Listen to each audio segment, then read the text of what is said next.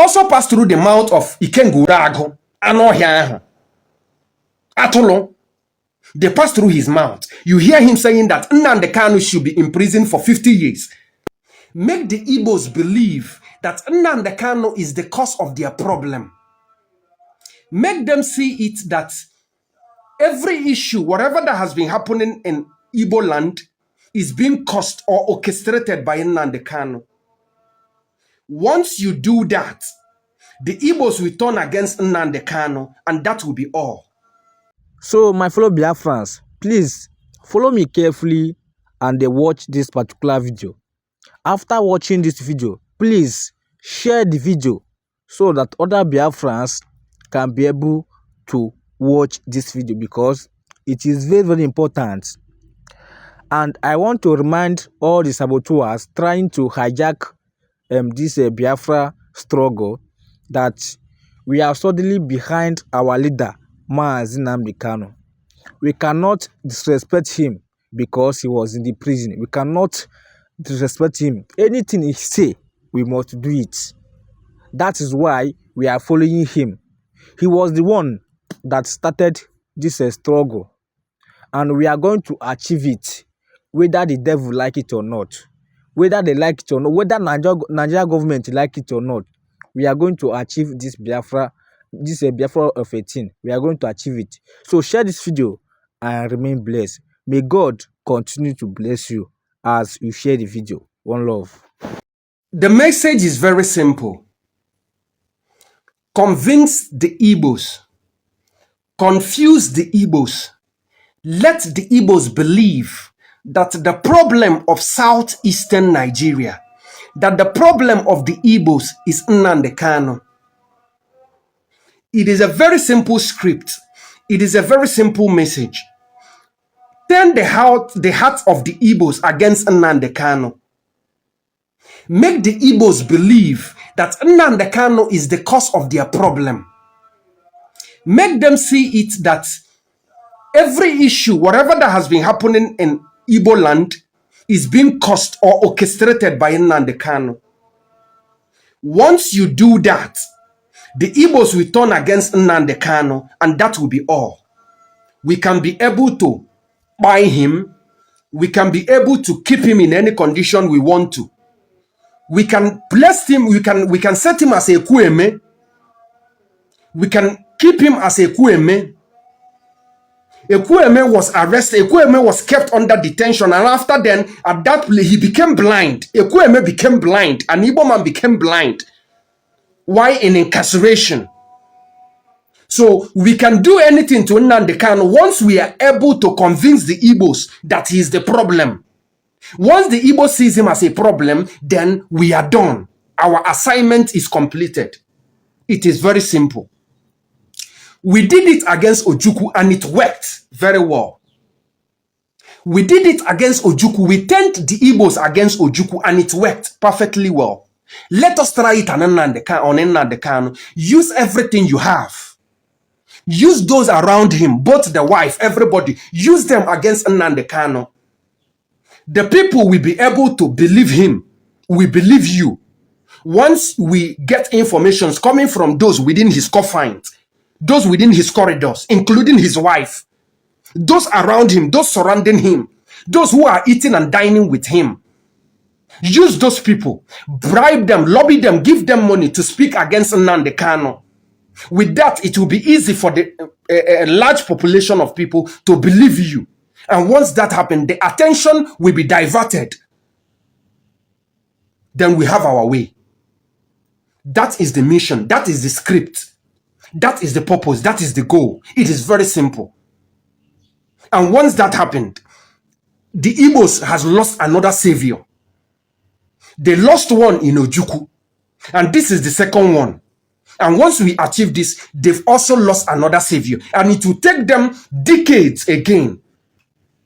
It will take them more decades for another savior to be born, to be able to liberate them, or liberate Africa, or liberate Nigeria. Because Nnamdi Kanu do not only stand for the Igbos. Because this thing that is happened to the people of the northern Nigeria, Nnamdi Kanu told them about it. I think there is one of their voices, prominent voices in North, that they arrested now because he spoke against, he asked for an end to banditry in northern Nigeria. They arrested that guy. I may bring his video with time. They arrested him. But this is what Nnamdi Kanu has been clamoring for a very long time. Trying to tell the people, the minority, the people in the North, that this is the Fulani's agenda. This is what will happen to you for years. Over 12, 15 years ago, he has been shouting about this thing. You took it for granted. This thing that is happening in Southwest now in Yoruba land, Nnamdi Kanu talked about it years back. Nnamdi Kanu told you that Tinubu will be the president of Nigeria years back. Look at it today. Everything that is happening in Nigeria, Nnamdi Kanu told you about it. The Southwest, they told you this thing that is happening now. Nnamdi Kanu told you. Ojukwu told you what is happening in Nigeria now. Ojukwu foresaw it long time ago. He foresee it. He saw it long time. So we don't just talk because we want to talk. We talk because we see. Because we are told to. That is what happens.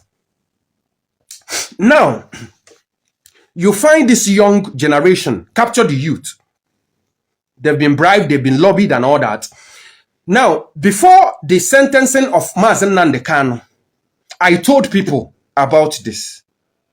Because they used people like Ijele. Anohiahu.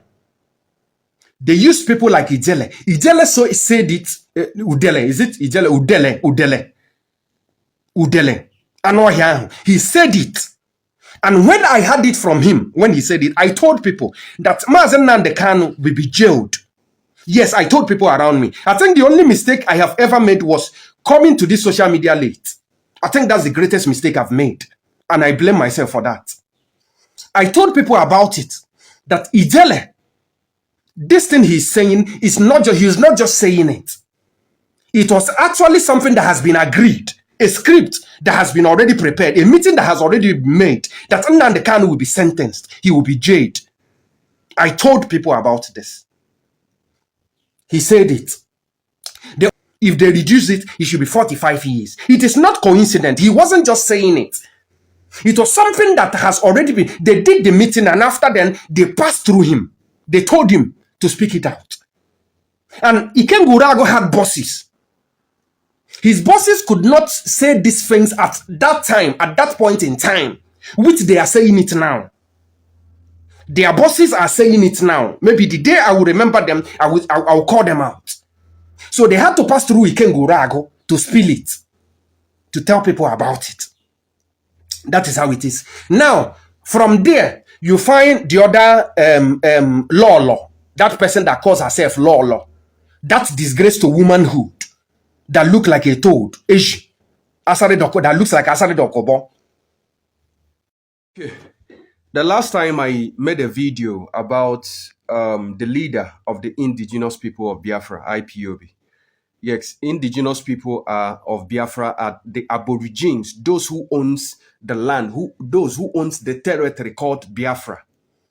Those who owns the geographical location called Biafra. Because Biafra long existed. Go to African map and check it. It is there. Biafra has been there from inception. So those who occupies that geographical location are called Biafrans. They are the indigenous people. You cannot prescribe an indigenous people. You get that. For those of you that don't know anything. Now, I made a video the other time about Nnamdi Kanu, the savior of his own people, the savior of Africa. Okay? And the people misunderstood me, I think because of the write-up and all that. Okay, for those who misunderstood that video, I am sorry. I think some of them were pissed that they didn't even take time to watch the full video so they could understand what I was saying. Okay, I felt so many people were pained. Okay, even the Hausas, a lot of them said that Nnamdi Kanu is a hero. They insulted me. They said a lot of things against me, thinking I was actually insulting Nnamdi Kanu. Okay, I am sorry for that. You know, those of us who are literature inclined, okay, there is a way we can present things and well, I'm sorry. Okay, maybe next time when I'm trying to make a presentation, I'll just make it straight. Okay, I am so sorry for that. Okay, but I cannot speak ill against a messenger. I cannot. I can never. Curse be upon me that I can speak ill against any messenger who Africa has sent to liberate it, who nature has sent to liberate Africa. Any messenger who the ancestors have sent to liberate Africa, curse be upon me that I speak ill against such messenger. And curse be upon any man, any woman who will stand on the way, who will take money, who will betray, who will sabotage, who will try to hurt any messenger that nature has sent to liberate Africa. Curse be upon that man, upon that woman and his generation. Yes, curse be upon that man, upon that woman. Those who take money to sabotage the messengers that nature has sent to liberate them, to liberate Africa. Curse be upon them and their generation. Now, we understand what is going on. We understand the politics. Nnamdi Kanu was discharged and acquitted on the 13th of October 2022. A court of competent jurisdiction in Abuja discharged and acquitted Mazen Nnamdi Kanu. And the Nigeria state refused to let him go. Fast forward to 2025. They imprisoned him. They sentenced him. We know. And we also know that his sentencing lacked constitutional backing. Yes, that is the truth about it. Nnamdi Kanu was kidnapped from Kenya. Even the Kenyan government denied knowing his whereabouts, knowing that he was kidnapped. Nnamdi Kanu was kidnapped and illegally renditioned to Nigeria. He was kidnapped from Kenya. And Kenyan government came out to say that we don't know how he was kidnapped. We don't know how he left Kenya. So he was illegally kidnapped and renditioned to Nigeria. And they put him under detention, and from there they sentenced him.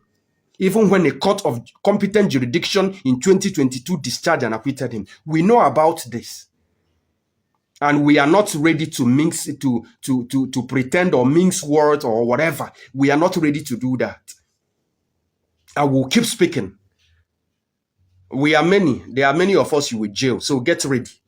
We are many. Don't worry about that. Now, in as much as we understand that the Yorubas are the ones behind us, the Yorubas are the ones they are using. They are the tools that the Britain is using, and also the Fulanese. Those are the tools that the British is using.